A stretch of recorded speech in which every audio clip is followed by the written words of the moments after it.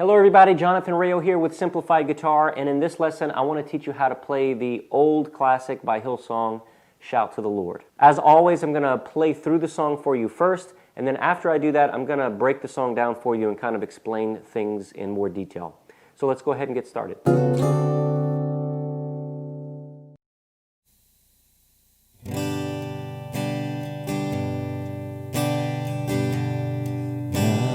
Jesus, my Savior, Lord, there is none like you. All of my days I want to praise the wonders of your mighty love. My comfort, my shelter, tower of refuge and strength. Let every breath, all that I am, never cease to worship you.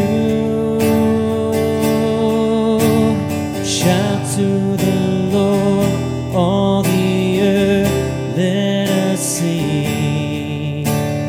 Power and majesty, praise to the King. Mountains bow down and the seas will roar at the sound of your name. I sing for joy at the work of your hands. Forever I'll love you, forever I'll stand. Nothing compares to the promise I have in you.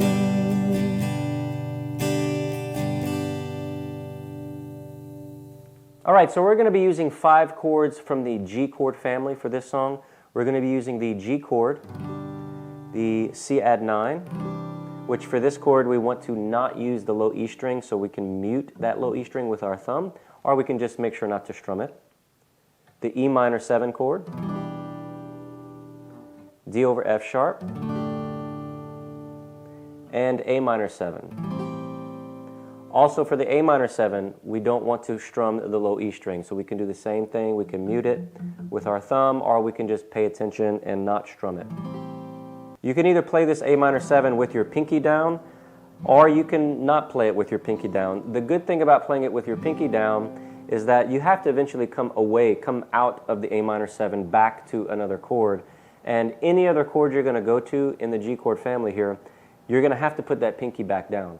So by leaving it down for the A minor 7, it makes transitioning out of the A minor 7 a lot easier. There's less fingers you're going to have to move. For the strum pattern for this song, we're going to be using the driving pattern, which is a nice simple 4-beat strum pattern.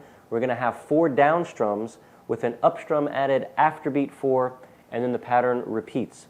We also want to make sure that we're putting emphasis on beats 1 and 3. Okay, so every other beat we're going to be strumming harder. The important thing is that we're creating those dynamics. We have more intense and harder strums for 1 and 3, and softer, lighter strums for 2 and 4. So let me play that strum pattern for you slowly so that you can hear what it would sound like.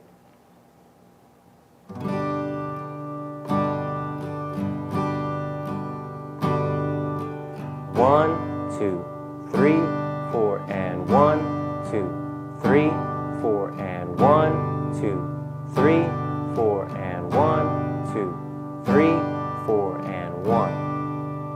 All right, I hope you enjoyed this lesson. If you did, please give it a thumbs up, and don't forget to subscribe to the channel, and I hope to see you in the next lesson. Take care.